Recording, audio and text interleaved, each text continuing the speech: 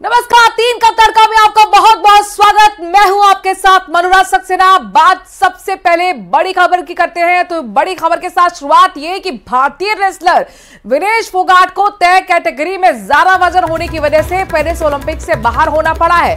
Vinesh 50 kilogram की category में खेलती हैं। बुधवार को उनका वजन करीब 50 ग्राम ज्यादा मिला। इसके बाद उन्हें ओलंपिक्स में महिला कुश्ती से अयोग्य घोषित कर दिया गया। तो वहीं अयोग्य घोषित होने के बाद विनेश फोगाट की तबीयत भी बिगड़ गई। उन्हें इलाज के लिए अस्पताल में भर्ती कराया गया है। आपको बता दें कि रात भर वो जॉगिंग करती रही, रेसिंग करती रही ताकि उनका वजन कम हो सके। कुछ खाया पिया नहीं था, रात भर जगती रही और यही वजह थी कि अचानक उनकी तबीयत बिगड़ गई, वो बेहोश हो गई। लिहाजा उन्हें पेरिस के हॉस्पिटल में भर्ती कराया गया है। तो बड़ी खबर, ओवरवेट होने की वजह से फाइनल नहीं खेल पाए विनेश फोगाट। कुश्ती में उम्मीद थी गोल्ड मेडल जीतने की, लेकिन वो उम्मीद अब पूरी नहीं हो पाएगी क्योंकि अयोग्य घोषित यहां पर ओवरवेट की वजह से विनेश फोगाट को कर दिया गया है। लिहाजा वो फाइनल नहीं खेल पाए। 50 ग्राम ज्यादा विनेश फोगाट का वजन निकला था। तो ओलंपिक से दुखद खबर कही जा सकती है। और WFI प्रेसिडेंट संजय सिंह ने भी कहा है कि हमारे हिंदुस्तान का दुर्भाग्य है, विनेश इतना अच्छा लड़ी लेकिन मात्र 100 ग्राम वजन ज्यादा हो गया। ये हमारे हिंदुस्तान का दुर्भाग्य है। कितनी बढ़िया कुश्ती लड़के वो फाइनल में पहुंची और उसके बाद उनका वजन मात्र 100 ग्राम वजन उनका ज्यादा हो गया, जिसकी वजह से उनको डिस्क्वालीफाई कर दिया गया। उनका ओवरवेट विनेश का उन्होंने अपना कोच, अपना फिजियो, अपना न्यूट्रिनिस्ट, अपना सब कुछ उनको भारत सरकार ने मुहैया कराया और वो सारे लोग उनके साथ विलेज में हैं। वेट 2 दिन वो लड़ी हैं, उसके पहले उनका कांस्टेंट था। रात में क्यों वजन बढ़ गया, कैसे बढ़ गया, ये जवाब उनके न्यूट्रिनिस्ट ही दे पाएंगे। एक्चुअल उनके न्यूट्रिनिस्ट और उनके कोच दे पाएंगे इसका सही जवाब। भारत का सपना चकनाचूर हो गया। विनेश फोगाट, भारत की वो बहादुर बेटी जो सेमीफाइनल जीतकर फाइनल में पहुंची थी। गहरी साजिश है विनेश फोगाट के खिलाफ। 100 ग्राम ओवरवेट होना ये कितना हास्यास्पद और मजाक का कारण है कि उसके आधार पर आप अयोग्य घोषित कर रहे हैं। सिर्फ 100 ग्राम का वेट ज्यादा हुआ है ऐसा पता चला है। बहुत ही हमारे लिए तो बहुत दुखद घटना है। और हम जैसे आदरणीय प्रधानमंत्री जी ने ट्वीट करके बताया कि उन्होंने आदरणीय पीटी उषा जी से बात की है। जिस तरह से फाइनल में प्रवेश की थी, उनका गोल्ड मेडल निश्चित था। रातों रात षड्यंत्र के तहत उनको ओवरवेट घोषित किया गया और इस स्वर्ण पदक से उनको दूर रखा गया। मुझे निश्चित तौर पर इसमें किसी अंतर्राष्ट्रीय साजिश का हिस्सा लगता है। पहले भी ओलंपिक संघ पर समय समय पर कई प्रकार के आरोप लगते रहे हैं, जिसमें ड्रॉपिंग्स के केस भी शामिल रहे हैं। भारत सरकार से मेरा अनुरोध है और मुझे प्रसन्नता है कि प्रधानमंत्री ने भी इसको एक कष्टदायक घटना के रूप में स्मरण किया है। विनेश जी के साथ हुई ये बहुत ही दुर्भाग्यपूर्ण है। पूरी देश की बहुत आस लगी हुई थी कि कुश्ती में मेडल आएगा। पहली महिला रेसलर थी जो ओलंपिक के फाइनल में पहुंची थी। तो इसमें कई जगह पे ये संदेह जताया जा रहा है कि क्या इसमें कोई षड्यंत्र तो नहीं है। लेकिन एक बात जरूर हम कहना चाहेंगे कि विनेश फोगाट ने अपने खेल से तमाम हिंदुस्तानियों का, भले वो अभी मेडल की रेस से बाहर हो गई हो, लेकिन उन्होंने दिल जीत लिया है। We are getting reports that like that very sad moment for us, but we are very proud of her. तो कल के तीनों बाउट ठीक थे। तो ऐसे में जो फाइनल तक वो क्वालिफाई कर गई, तो कम से कम सिल्वर के लिए तो उनको कंसीडर किया जाना चाहिए। विनेश पूरे देश की नज़र में चैंपियन थी, हैं और रहेंगी। बहुत अनफॉर्चुनेट है क्योंकि विनेश बहुत पास थी गोल्ड के और हमें लग रहा था कि गोल्ड जीतकर वो आएंगे भारत वापस। और पिछले कुछ दौर जो थे बहुत मुश्किल वाले थे उनके लिए भी, और जो हमने देखे हालात, जिन हालातों से वो गुजरी हैं और उस तरीके से गुजरना और उसके बाद यहाँ तक पहुँचना, फाइनल नहीं खेल पाना, ये मुझे लगता है कि बहुत ही गुर्दा चाहिए ऐसी चीज़ को पचाने के लिए। और पर मेरे लिए वो विजेता है। तो चैंपियंस की चैंपियन कहा जा रहा है, विजेता कहा जा रहा है विनेश का। आगे क्या होगा ये हर भारतीय जानना चाहता है। विनेश को आयोग को घोषित किए जाने के बाद अब आगे क्या होगा वो आपको दिखाते हैं। अब फाइनल मुकाबला नहीं खेल पाएंगे विनेश फोगाट, एक तो ये बात तय हो गई है, और अब वो किसी भी पदक के लिए दावेदार भी नहीं है, यानी कि न सिल्वर न गोल्ड। इसके साथ साथ यानी कुल मिलाकर बात ये हुई कि अब विनेश फोगाट को खाली हाथ देश वापस लौटना होगा। इसके साथ यही नहीं, अब भारतीय दल फैसले के खिलाफ अपील नहीं कर सकता है। तो इसका मतलब क्या हुआ? विनेश फोगाट अगर आयोग घोषित हुई हैं, उसके मायने क्या हैं, आगे क्या होगा, ग्राफिक्स के जरिए आपको हम समझा रहे हैं। वो किसी भी पदक के लिए दावेदार नहीं है, ना ही सिल्वर ना ही गोल्ड। यानी कुल मिलाकर ये माना जाए कि अब वो खाली हाथ विनेश फोगाट यानी कि स्वदेश उन्हें लौटना पड़ेगा। अब भारतीय दल फैसले के खिलाफ अपील भी नहीं कर सकता है। विनेश फोगाट पर प्रधानमंत्री नरेंद्र मोदी ने भावुक पोस्ट किया है और उन्होंने ढांढस बताते हुए, हौसला अफजाई करते हुए कहा कि विनेश आप भारत का गौरव है, गर्व है। आज जो झटका लगा उससे दुख हुआ है। मेरे पास शब्द नहीं है जिन शब्दों के जरिए मैं इस दुख को, इस पीड़ा को बयां कर सकूं। साथ ही प्रधानमंत्री नरेंद्र मोदी ने ट्वीट किया है, पोस्ट किया है सोशल मीडिया पर, और ढांढस बताते हुए प्रधानमंत्री ने कहा कि आप चैंपियंस की चैंपियन हैं, आप भारत का गौरव है, गर्व है। आज जो घटनाक्रम हुआ उससे मैं दुखी हूं और इस दुख को मैं शब्दों से बयां नहीं कर सकता।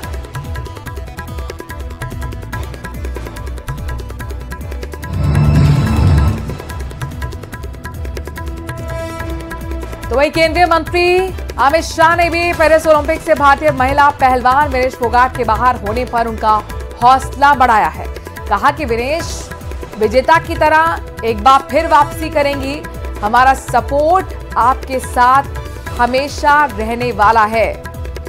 तो अमित शाह कह रहे हैं कि मुझे उम्मीद है कि आप विजेता के तौर पर वापसी करेंगी और हमारा पूरा सपोर्ट हमेशा आपके साथ रहने वाला है। तो एक दुख, लेकिन इन सब के बीच में, दुख की घड़ी में लगातार हौसला बढ़ाते हुए ये पोस्ट कई मंत्रियों के सामने आ रहे हैं। प्रधानमंत्री ने खुद भावुक पोस्ट लिखा और इसके साथ साथ केंद्रीय गृह मंत्री अमित शाह का भी ये पोस्ट आप देखिए, जिसमें वो पूरे हिम्मत बताते हुए नजर आए हैं विनेश फोगाट को, और साथ ही कह रहे हैं कि आप उम्मीद है विजेता के तौर पर स्वदेश लौटेंगी। ये वीडियो भी आपको हम दिखा रहे हैं, हालांकि वीडियो कब का है, लेकिन वो काफी एक्साइटेड, उत्साहित नजर आ रही हैं और कह रही हैं गोल्ड लाना है। अपनी मां से बात करती हुई वो कह रही हैं कि गोल्ड लाना है, लेकिन अब जाहिर तौर पर गोल्ड की जो उम्मीद थी वो कुल मिलाकर खत्म हो गई है। और इस बीच एक और बड़ी खबर आ रही है। प्रधानमंत्री नरेंद्र मोदी ने IOA की अध्यक्ष पीटी ऊषा से बातचीत की है और विनेश के मसले पर भारत के सभी विकल्पों के बारे में जानकारी मांगी। उन्होंने पीटी ऊषा से विनेश के मामले में मदद करने के लिए सभी विकल्पों का पता लगाने के लिए भी कहा। उन्होंने पीटी ऊषा से कहा है कि उनकी अयोग्यता के संबंध में एक मजबूत विरोध दर्ज कराएं, यानी कि पेरिस कमेटी, जो ओलंपिक की कमेटी है, उसके सामने आप पुरजोर तरीके से विरोध दर्ज कराएं और जो भी सभी विकल्प हैं उनको तलाशें और उनका इस्तेमाल करें। पीटी ऊषा, जो कि आपको बता दें कि IOA की अध्यक्ष है, उनसे खुद प्रधानमंत्री नरेंद्र मोदी ने इस पूरे घटनाक्रम को लेकर जानकारी मांगी है। वहीं विनेश फोगाट के चाचा महावीर फोगाट ने क्या कुछ कहा, आप भी सुनिए। महावीर जी, क्या बताया गया आपको, क्या कारण दिया गया है, पर्टिकुलर कारण विनेश को डिस्क्वालीफाई करने का? जो सुबह वजन हो रहा था उसका, जो 150 ग्राम वजन फालतू ज़्यादा रह गया, इसका मैं डिस्क्वालीफाई कर। तो इस सिचुएशन के अंदर क्या इंडियन साइड ने अपनी तरफ से, जो कोचेस थे उन्होंने कुछ कोशिशें की, क्या हुआ?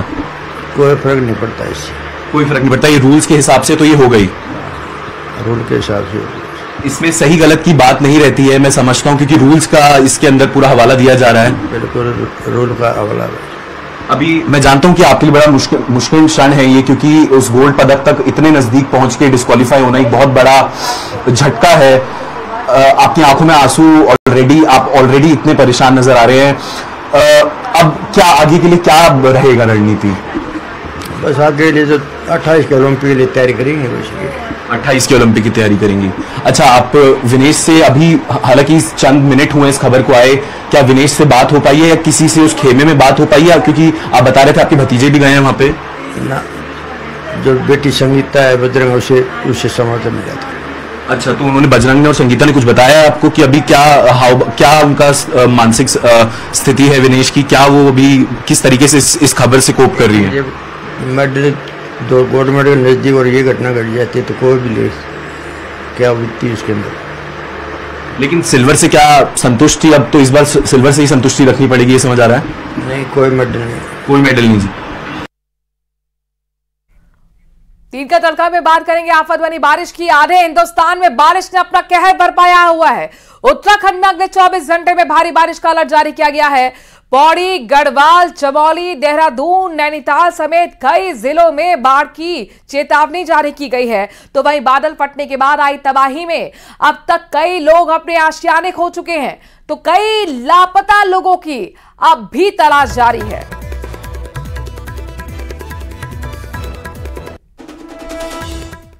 उधर केदार घाटी में सेना का बनाया हुआ अस्थायी पुल मंदाकिनी नदी में बह गया है। उत्तराखंड के केदार घाटी में देर रात जमकर बारिश के बाद मंदाकिनी नदी का जलस्तर अचानक से बढ़ गया, जिसकी वजह से सेना का बनाया हुआ अस्थायी पुल बह गया। सोनप्रयाग से गौरीकुंड को जोड़ने वाला अस्थायी पुल एक दिन पहले ही सेना ने बनाया था।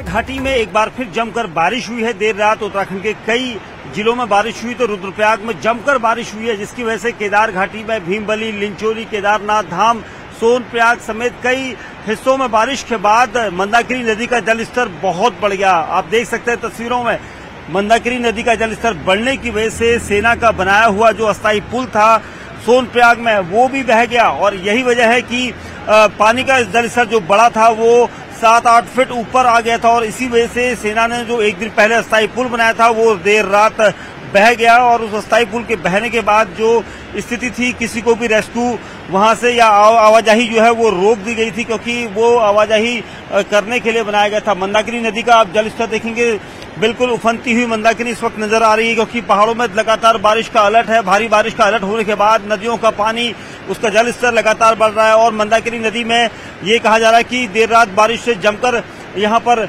उसका जलस्तर बढ़ा है। उसके अलावा जो पानी है बढ़ने के अलावा बारिश का भी अलर्ट दिया गया है। और इस वजह से केदार घाटी में जिस तरह से मौसम खराब है, हल्की हल्की बारिश हो रही है, मौसम खराब होने की वजह से जो हेली सेवाएं थी, जिसे मुख्यमंत्री धामी ने कहा था कि आज से वो हेली सेवाओं के जरिए केदारनाथ धाम यात्रा को शुरू करेंगे, सुचारू करेंगे, वो भी नहीं हो पाई है, क्योंकि सुबह से लगातार बारिश हो रही थी, मौसम खराब था, घना कोहरा जो वहां पर फॉग था वो लगा हुआ है। तो वहीं मुरादाबाद में भारी बारिश के बाद रेलवे ट्रैक पर पानी भर गया, जिसके बाद रेलवे विभाग को ट्रैक क्लियर कराने के लिए 2 पंप की मदद लेनी पड़ी। वहीं पानी भरा होने के चलते कई ट्रेनों की रफ्तार भी थम गई। ये रेलवे ट्रैक है, लेकिन आपको रेलवे ट्रैक नजर नहीं आ रहा होगा, क्योंकि लबालब इस पर पानी भरा हुआ है। लिहाजा कैसे ट्रेनों की आवाजाही हो, ये चिंता बढ़ी और रेलवे विभाग ने 2 पंप लगाकर पानी की निकासी की, तब जाकर यहां से रेल को रवाना किया गया। उधर केरल में बादल फटने के बाद आई तबाही के बीच अपनों की तलाश अभी भी जारी है। सूजीपारा में वायुसेना ने झरने में फंसे कर्मचारियों का रेस्क्यू किया। सैलाब आने के बाद से फंसे हुए थे कर्मचारी। वायुसेना के जवानों ने हेलीकॉप्टर और रस्सी के सहारे सभी की जान बचाई।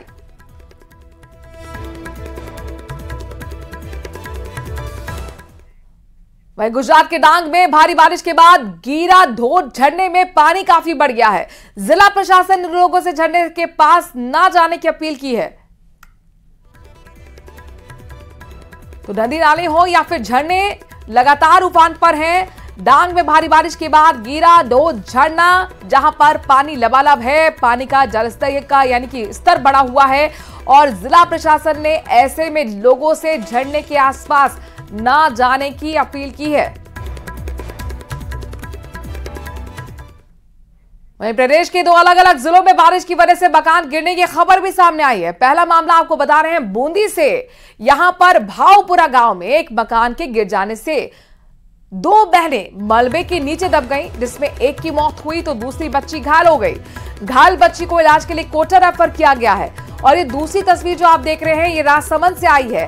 पीपली नगर पंचायत में तेज बारिश की वजह से एक कच्चा मकान भरभरा कर गिर गया। हालांकि हादसे में किसी के घायल होने की खबर नहीं है। बताया जा रहा है कि मकान में पति और पत्नी बैठकर बात कर रहे थे कि इसी दौरान अचानक मकान की छत गिर गई।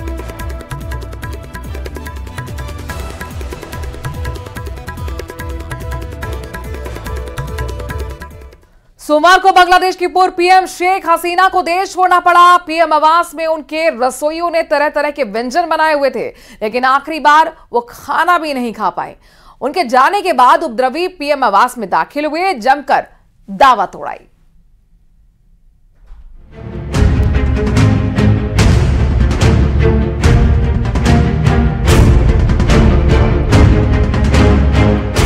कोई बिरयानी खा रहा है, कोई चिकन की दावत उड़ा रहा है, तो कोई मिठाई से अपना मुंह मीठा कर रहा है। सोमवार के दिन ढाका में प्रधानमंत्री आवास की ये तस्वीरें दुनिया के कोने कोने तक पहुंच गई। उपद्रवियों ने पीएम आवास में हल्ला बोल दिया और उसके अंदर बने चिकन पर भी चढ़ाई कर दी। पीएम हाउस के रसोइयों ने एक से बढ़कर एक व्यंजन बनाए, जिसमें बिरयानी, चिकन समेत दूसरे कई स्वादिष्ट व्यंजन तैयार किए गए। पूर्व पीएम शेख हसीना के लिए खाने का बढ़िया इंतजाम किया गया था। इससे पहले कि वो खाने का लुत्फ उठा पाती, उपद्रवियों का हंगामा बढ़ता देख उन्हें अपने घर से भागने पर मजबूर होना पड़ा। वो अपना आखिरी भोजन भी नहीं कर पाई। एक तरफ बांग्लादेश झुलस रहा है, आंदोलनकारी अपने ही देश की धज्जियां उड़ा रहे हैं। पीएम हाउस की ये तस्वीरें बेहद ही चौंकाने वाली है। उपद्रवियों ने चिकन में बने खाने का भरपूर आनंद उठाया। चिकन टंगड़ी खाते हुए ये उपद्रवी सेल्फी खींचने लगे, वीडियो बनाने लगे। ऐसा लग रहा है मानो कोई जंग फतेह कर ली हो। इतना ही नहीं, शेख हसीना के पलंग पर ये आंदोलनकारी आराम फरमाता दिख रहा है। ये तस्वीरें लोकतंत्र को चिढ़ाने वाली है। इतना ही नहीं, प्रदर्शनकारी पीएम आवास में तोड़फोड़ मचा रहे हैं। कंप्यूटर के तार उखाड़े जा रहे हैं। आलीशान कमरों में पूरा सामान बिखरा पड़ा है। कुर्सी, टेबल और दीवारों की पेंटिंग तोड़ दी गई है। जिसके हाथ जो आ रहा है वो अपने साथ लिए जा रहा है। शेख हसीना ने अपना घर क्या छोड़ा, इन आंदोलनकारियों की तो मौज आ गई। बेखौफ आंदोलनकारी पीएम हाउस में हुड़दंग करते हुए दिखे। मौके पर सुरक्षा कर्मी भी दिखाई दे रहे हैं, लेकिन किसी में उनको रोकने का साहस नहीं हुआ। वो अपनी मनमानी करते रहे। इसे देखकर तो ऐसा ही लगा कि सेना ने प्रदर्शनकारियों को खुली छूट दे दी है और उसके लिए प्रधानमंत्री आवास के दरवाजे खोल दिए गए हैं। जो किसी समय सबसे ज्यादा शक्तिशाली जगह हुआ करती थी, वहां प्रदर्शनकारी ने कोहराम मचा दिया।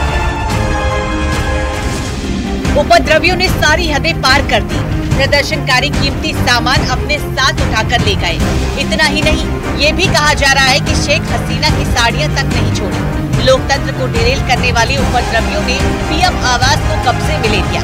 प्रदर्शनकारियों ने धावा बोलते हुए इमारत में तोड़फोड़ की। चिकन, मछली और सब्जियां लूटी। घर की कुर्सी और सोफे भी अपने साथ ले गए। सोमवार को उपद्रवियों की मंशा को भांपते हुए शेख हसीना ने देश छोड़ दिया। पीएम आवास को छोड़ने के बाद प्रदर्शनकारी वहां दाखिल हो गए और जमकर उत्पात मचाया। हुड़दंग की कई वीडियो सामने आ रही थी। बांग्लादेश बनाने वाले शेख मुजीब की मूर्ति भी तोड़ी गई। Bureau report, news 18।